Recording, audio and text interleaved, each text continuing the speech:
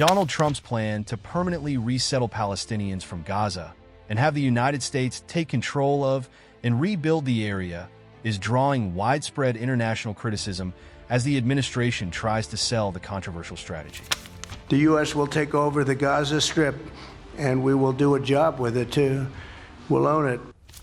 The unusual remark from President Trump as he stood next to Israeli Prime Minister Benjamin Netanyahu, the man who led Israel's near-constant bombardment of Gaza in its war against Hamas.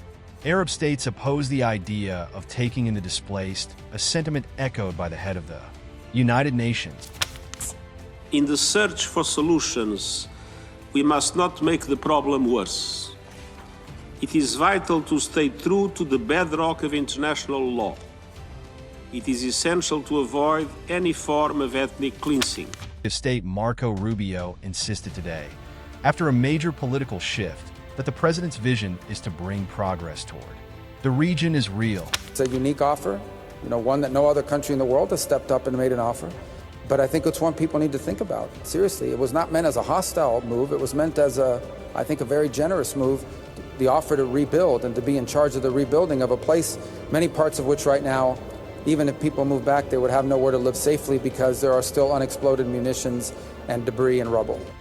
Gaza Strip is a Palestinian enclave on the eastern coast of the Mediterranean Sea, covering an area of about 360 square kilometers, mostly bordered by Israel and Egypt to the south.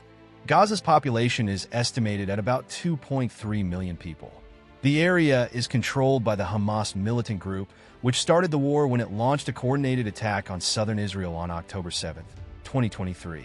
A ceasefire that went into effect 2 weeks ago has allowed many Palestinians to return to what remains of their homes, and they reject Donald Trump's plan outright.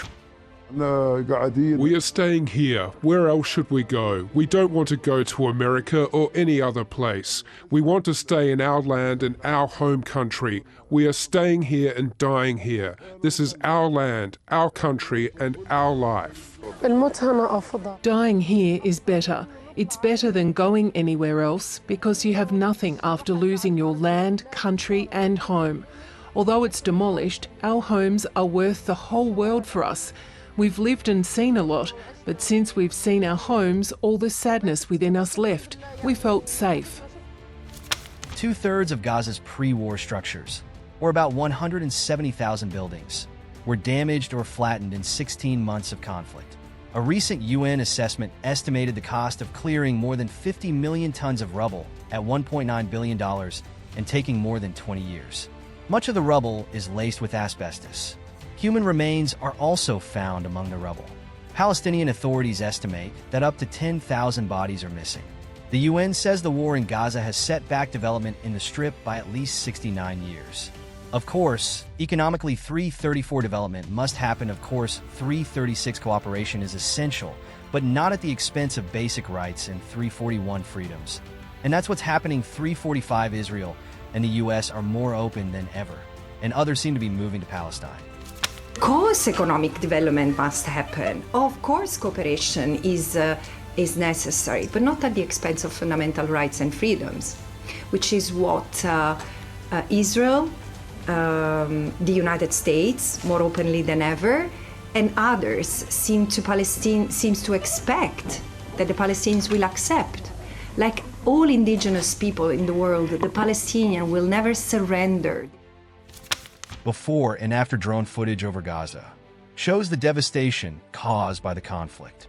But the idea of creating a Riviera of the Middle East featuring a resort where international communities can coexist seems to be not so new. Nearly a year ago, Donald Trump's son-in-law and former aide Jared Kushner spoke about the value of land in Gaza during a discussion at Harvard University. Gaza's waterfront property, it could be very valuable to, if people would focus on kind of building up livelihoods. You think about all the money that's gone into this tunnel network and into all the munitions. If that would have gone into education or innovation, what could have been done? And so I think that it's a little bit of an unfortunate situation there, but I think from Israel's perspective, I would do my best to move the people out and